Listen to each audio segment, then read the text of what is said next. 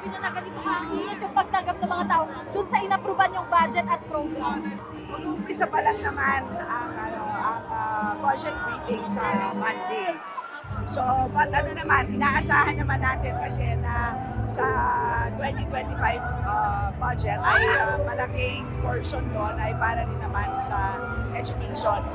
So, Ma'am, handa na ba yung Appropriations Committee sa Monday? Ano po yung expect na dapat natin asahan sa Monday? Budget briefings na.